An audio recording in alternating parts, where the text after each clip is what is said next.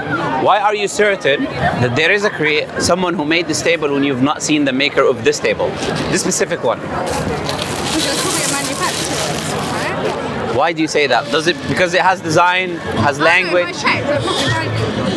No, but I mean, why do you assume without checking? Because like all tables are manufactured. Why? Because they require design. So they require you to bring material together, to have knowledge of language, to bring plastic and metal and wood together, which cannot happen by itself, right? If I said to you that it's just a storm and the storm made the table, you're not going to believe me, would you? Right? I wouldn't believe myself too, you know? So what we're saying as Muslims is this: when you see something that has signs of design, you infer the designer. You do not need to see the designer yourself. For example, the pyramids. You believe someone made the pyramids, right? You cannot see the makers of the pyramids because you don't know who made it, right? But we still believe there is a maker based on the design that we see on the pyramids, right? Yeah, that's because they're complicated. Excellent. On how to make a table from IKEA, I can probably do it. Let me use your own words. It's complicated or complex, right? Which one is more complex, the table or you? You or the universe? So if this simple table by necessity requires a maker, if this simple table by necessity has a maker, can you and the universe come into existence without a maker? Using the same analogy? Saying that God is the maker, right? I'm saying that if something is so complex, like the universe, like if something simple like this requires intelligence, requires knowledge of language, requires to bring complex material together, the universe will require something far more intelligent, wise, and powerful. Would you agree with me? So this is what we say, right? So when you say you're not sure, that's what we say. We say when you look at the universe, the alteration between the day and the night, you see the rain coming from the sky, right? The same water goes in the tree. This tree gives you different fruits. It's the same water, but the fruits come out, different fruits, different colors, different nutritional values, right? You want to say something, I think? Yes, go ahead. So Yeah. could you not say that like all of this could be explained with science? Like what scientists know? I'm not trying to like... No, it's okay. I want you to ask questions. I want you to engage. What is science? I'm not good at science. I'm just asking. No problem. I'll answer you. You know how like the weather can be explained because of like pressure? Excellent. I know what you're saying. Let me explain to you. Science is the study of the physical world, natural world, through experimentation. You make experiments. Repeatability, you repeat the experiment. And falsification. So either you falsify the theory or you keep the theory for now based on the data that you have. This is what science is. Yeah? That same science is developed by a Muslim. The method you're using today was developed by a Muslim called Al-Hasan ibn al-Haytham in Andalusia in Spain. Now, science explains something which already in existence. For example, if your auntie bakes a cake, okay? Science can explain how the cake was baked, how much sugar, how much salt, how much. But science itself is not a human being that will bring the material together of the cake. You will require something. You require something to do that. You understand what I'm saying? So you require your auntie, and you require the material to be there, and you require your auntie as a cause to make the cake. Then science just observes something which is already there. So science can observe and explain how the universe functions, but it cannot tell us where the universe came from or the material of the universe. You see what I'm trying to say? I see where you're coming from. That's why I don't know, because I don't think that everything is just like because it is like. I believe there's a reason, but I don't know what that reason is. Excellent. So we say if you look at the universe, through the universe you can know. Like as I said to you, you need something with a human intelligence to make this table. Animals cannot have enough intelligence to bring language and words together and plastic, right? So you assume something about the maker already without meeting him. You assume he's intelligent, he's a human being, right? A combined X, Y, and Z. When I look at the universe, I have to assume that whatever created the universe cannot be a human being.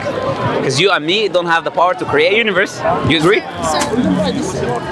God is not a human being. In Islamic belief, Allah is not a man or a woman, is not an idol, is not a picture, is an entity, and we don't get. If I said to you, think about a color that does not resemble any color in existence, can you do that?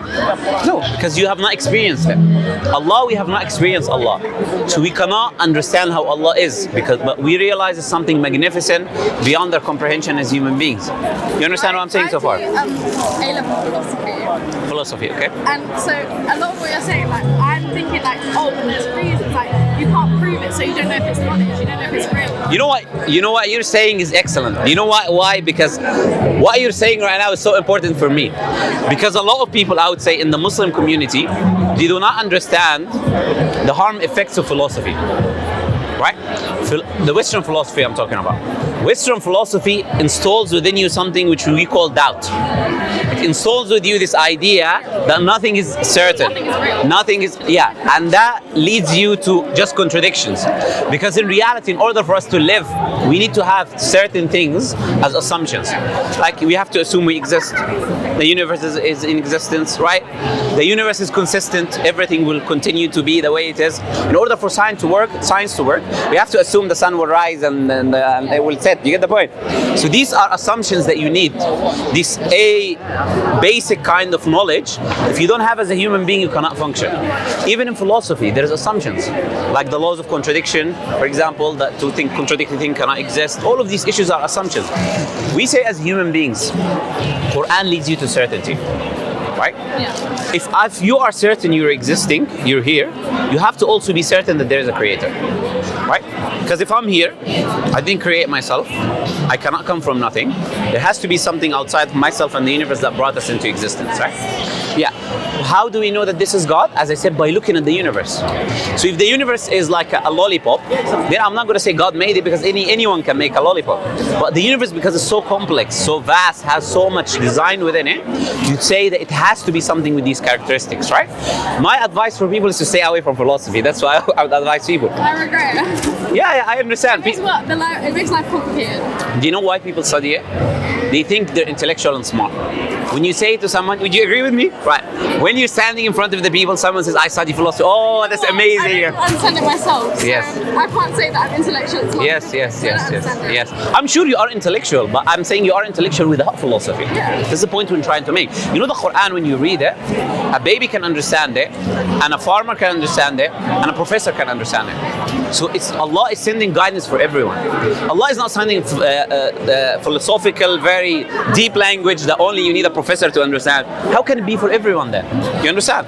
So what we say is, my personal definition of philosophy, just people, as I said to you, trying to act smart, using terms they don't understand. You know what? I understand that because Yes. I don't understand it as I learn it. I don't understand it. So Absolutely. Look, I agree with you. I'll tell you, the philosophers themselves don't understand. Look, Yeah, they just speak. Yeah. They just speak with You know, nothing to it. even- And then, like, when it comes around to it, like, they doubt their own selves. Like, they put forward a theory and then put forward a theory against their theory. So they don't even understand what they're saying. and they keep going in a circle, Yeah. and nothing is ever certain. Do you agree? That's why Allah says to us, this book here, says this is the book about which, look, I'll show you the beginning of the Quran. Says something beautiful. Look. This is the beginning of the Quran, yeah? So we have chapter 1, which is very small, and then we have the biggest chapter, chapter 2, which is the real beginning, you can say, you know?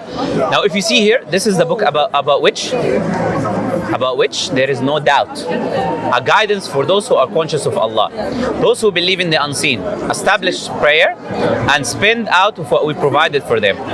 Those who believe in what was revealed to you and what was revealed before you, and they are of the hereafter certain. So the Quran here is saying few things. First, this book has no doubt. So I don't need to go in a circle around myself, right? Second thing, it says that the afterlife, this book is for those who are certain of the afterlife. I've not seen the afterlife, right? So you just believe in, like, I accept its existence. I don't like to use the word belief. I'll tell you why. Because in the West, people think belief means to accept something without evidence. Correct? That's what people, he just believes it. No, we don't believe that. We say that belief, in our perspective, is something that is based on evidence as well. But once I reach a sufficient level of evidence, I don't go around myself again as a circle and start questioning it. Do you get the point? I accept the assumptions. And no one actually applies philosophy in their life. Yeah. So if you do, like, if you doubt everything, you should doubt whether something can drop on top of you right now from the sky and you die, right? So you're not going to even exit your house. You doubt that maybe you catch some disease from this here or there. Do you get the point? People don't apply philosophy. It's just some idea in the brain that is wasting your time. You get the point? So what we say is, this Quran is guidance. There is evidences for it being from God. For example, Prophet Muhammad, the Prophet and the Messenger that brought the Quran 1,400 years ago, that Messenger of God could not read or write. Prophet Muhammad. You know, in Mecca, there was very barely anyone who could read or write. You know, they were illiterate people. And in Mecca, they had no telescopes, no microscopes, no scientific equipment. Imagine yourself in a Bedouin country, just camels around you and a tent, right? Now, what kind of information would he have in his mind 1,400 years? Just basic superstition. You know, so like people believe that his horse is pulling the sun and there is a ball holding the earth. The Hindus used to believe that, you know? Superstitious beliefs, right? But look at the Quran and compare it to the reality today. You see that Prophet Muhammad 1,400 years ago is talking about things that we're observing today with our own eyes. Like we realize the universe is expanding. You know, the Hubble telescope, this mega telescope, in the late 1900s, we realized that the universe is expanding. The galaxies are moving away from each other. The fabric of space is shifting. It's called redshifting. It's shifting away and it's stretching. And that can only happen if the universe is expanding. So they said, you know what, the universe is expanding, and they got the Nobel Prize. But the Quran is mentioning that 1,400 years ago. The Quran is saying we created this heavens with power, and we are expanding it. Why is that important? Because if I made something, I know about it more than anyone else. So if this is from God, then God will tell us about the reality, and He knows about it more than anyone else. Do you agree? So Allah told us the universe is expanding. Quran talks about embryology. You know, the baby in the mother's womb, developing from stage by stage until it becomes a baby. Professor Keith Moore is a Christian. He's an embryologist. He said this book has to be from God. He has a microscope and he's looking at the process, and he sees the Quran is describing the same process 1,400 years ago. He says this book has to be from God. Prophet Muhammad has to be a prophet, you know? Even though he's a Christian and he died as a Christian, but he admitted that this has to be from the Creator, right? Quran talks about biological life and how everything is created from cells and how cells are 60 to 70% water. The Quran says every living thing is made from water. So Allah is telling us. Yeah. You want to say something? Yeah. That's right. I get it. I get it. So do you understand why we say it's not just we say that it's just blind faith? Yeah. We say there are evidences. Evidence, yeah. Yes, we have evidences. That's one type, by the way. You told me a lot, and I believe it's true. Yeah. But you're telling me that came from. Yeah, and all of that is here, right? So if you open the Quran, like chapter 21, verse 30, look, I'll give you an example of what I was saying, you know? And while you're reading the Quran, you will see already that what I'm telling you is there, you know? Look. Have those who disbelieved not considered that the heavens and the earth were joined as one entity, and we separated them? And then we created from water every living thing. Will they not believe? It's a question for you, you know? Okay. So the Quran is mentioning water here, creating everything living from water. It can show you also embryology and all of that. So these are information within the Quran that shows it's from God. But not only that, Prophet Muhammad predicted the future. Like, you know, today me and you are living in this society. Prophet Muhammad predicted what's going to happen in it. For example, where's the tallest building in the world today? You know, it's in Dubai. You know Burj Khalifa? Have you heard of Burj Khalifa in Dubai? Yes. I thought it was the Taj Mahal. No. But the tallest That's one building. of them, right? Yeah, no. It's I don't think it's tallest. It's one of the sites, the scenes for culture and things like that. But it's not the tallest. So Burj Khalifa is 860 meters or something like that. It's the tallest one. So Prophet Muhammad said, you will see the barefoot Bedouin Arabs competing in building the tallest buildings. So he said about the Bedouin Arabs 1,400 years ago. You know, Dubai 50 years was a desert. Yeah. 50 years ago. And some of it, most of it still is. Yes. Do you know what the parts that changed? Why did they change? They found oil. They found oil. They sold it. And got rich. Yes. Prophet Muhammad said 1,400 years ago, the earth will be as treasures, and money will become abundant within you, Arabs. Could he have known that? Could he have possibly known? You know, even oil was not of value in the past. Yeah. Today, because of all of this technology, it's of value. Prophet Muhammad named the countries that Islam was spread to. He said Islam was spread to Egypt, Islam was spread to Pakistan, India, Islam was spread to Jordan, Yemen, Islam was spread to Syria, Islam was spread to Turkey, Constantinople. He named the countries. And he said to the Arabs, you will overcome the Roman and Persian Empire. My question to you, what's your name, by the way? Amy. Would you say to me, Amy, that a human being who's not a messenger of God could have known these issues? Especially someone who couldn't read or write 1,400 years. Impossible, right? Yeah. So based on that, what we do is we hold certainty that this book has to be from God. That Prophet Muhammad is a messenger of God. And the information within this book is certain as well. Because I've proved the book is from God, therefore the information within the book is also from God, as long as it's preserved. And this is the thing about the Quran. It's completely preserved from A to Z. You know, Muslims memorize the full book. In Ramadan, which just a few months, 1 or 2 months ago, right? In Ramadan, we recite the whole Quran for from memory. In the mosque, if you go to any mosque, they pray, they recite the whole Quran. Yeah, that's good. That's excellent. So let me ask you this, Amy. Based on what I said, what is stopping you from accepting Islam? What is stopping you from taking that step and joining? And leave the philosophy nonsense of doubt and this and that. What is really stopping you now? Maybe this is like a Western, like Christian kind of like belief, like God is supposed to protect you and like stop evil from getting to you, right? Or at least help you through it. I've been through a lot in my life, and I just think that if God, Allah, anyone was real, I would have at least like got some help. I understand what you're saying. So this something in philosophy they talk about, they call the problem of evil. Yeah. Yeah, they say because there's evil in the world. Christianity as well. It's like to disprove God, there's evil in the world. God isn't all loving, all powerful. Well, I'll tell you something, Amy. I'll tell you something interesting. Yeah. We would say even if there is evil in the world, I will explain your point, but I want to say something before. Even if there was evil in the world, how does evil alone disprove the existence of a higher power? Let's assume. But if the higher power is supposed to be all of these things, then the higher power. I agree. It might debunk in a way a higher power that is all merciful or this or that. You get the point? But it does not deny existence of a higher power, right? So now let me answer from our perspective what we believe as Muslims. We say that Allah created us in this life for a reason. He's given us the Quran as a guidance. The Quran has morality, so it has the right and the wrong in the world. This life is then a test, whether you will choose to do good or you will choose to do evil. Now, in order for me to punish you, should I give you the choice to do good and evil or no? In order for me to test you, if I want to test you, Amy, should I give you two choices or can I give? If I give you one choice, is that a test? It's not a test. Yes. Yeah. So I have to give you two choices, right? And if Allah punishes, Allah says in the Quran, if we were to punish those who do evil. I've done anything wrong. No, not you. I'm not saying you. I'm saying those who do evil. Yeah. Allah is saying if we were to punish those who did evil before them doing the evil, then they would say we haven't done anything wrong. Do you get the point? Yeah. You see, if you were only sending us the messenger, we would do good. Do you get the point?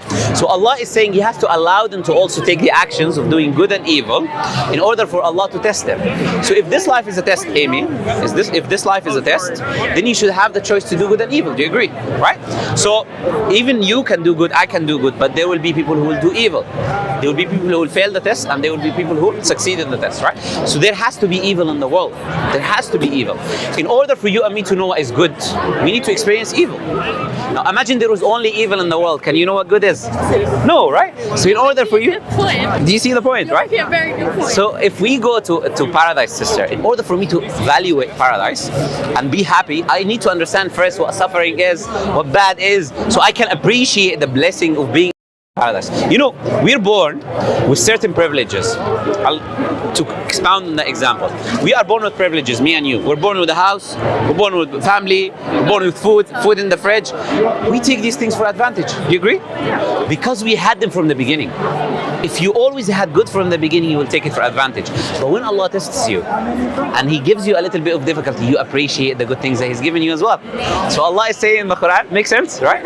So Allah is saying in the Quran that He tests you with good and evil to see whether you will be thankful or not, right? Yeah. So Allah tests us in this life, and so we can come back to Him. If my life was always perfect, I'm never going to go to Allah and say thank you for giving me this and that, or call upon Him, help me when I'm in a bad situation. People remember God when they're in difficult situations. You get the point? So Allah sometimes makes that situation for you to remember.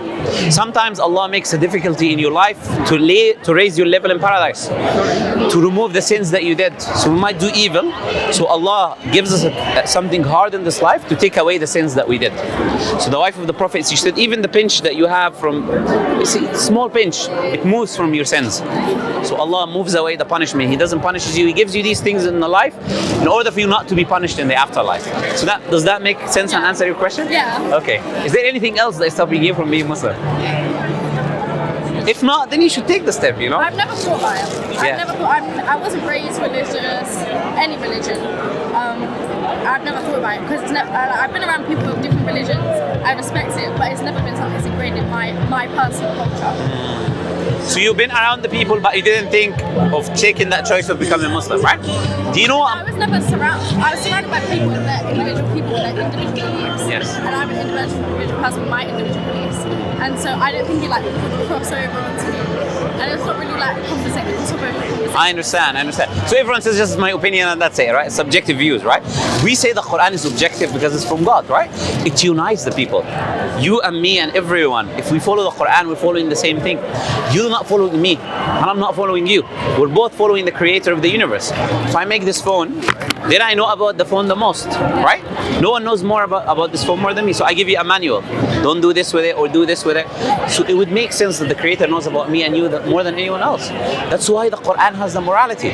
But without that, you only have subjective morality, right? You don't have morality in reality. Just what you want to do, you just do. And what you want to leave, you leave, right?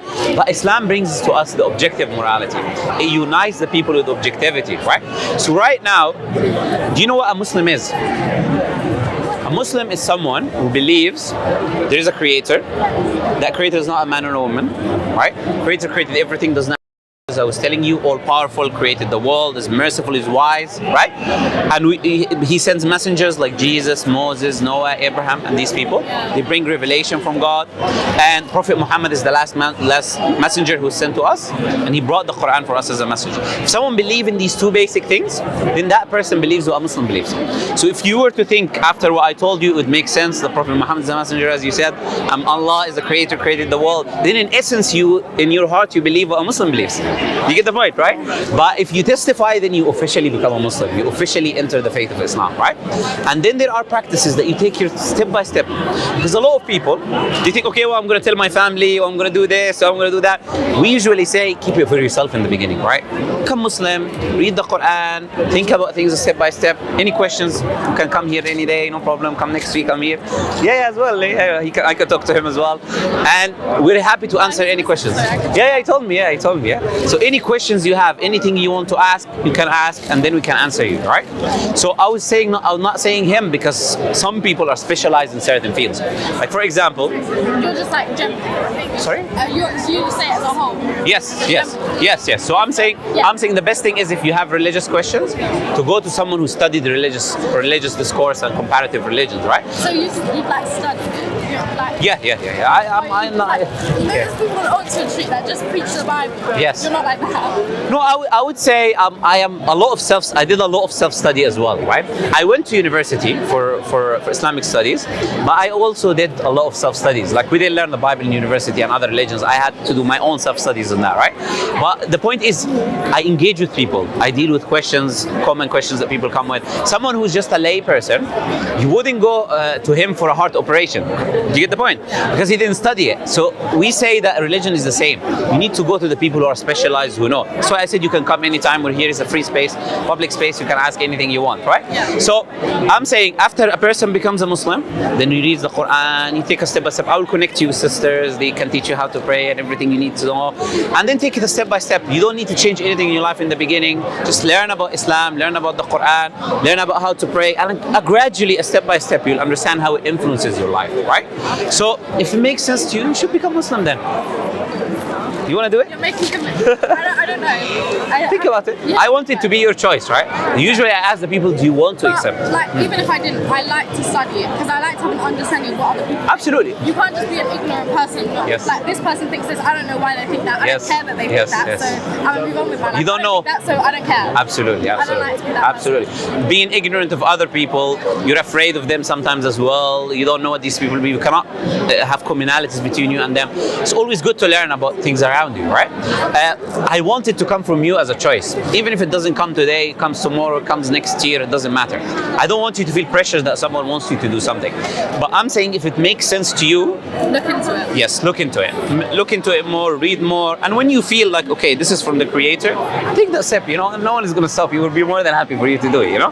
Do you have any other questions? Because you did ask one question. No other questions, yeah? Okay, I'll give you the Quran then.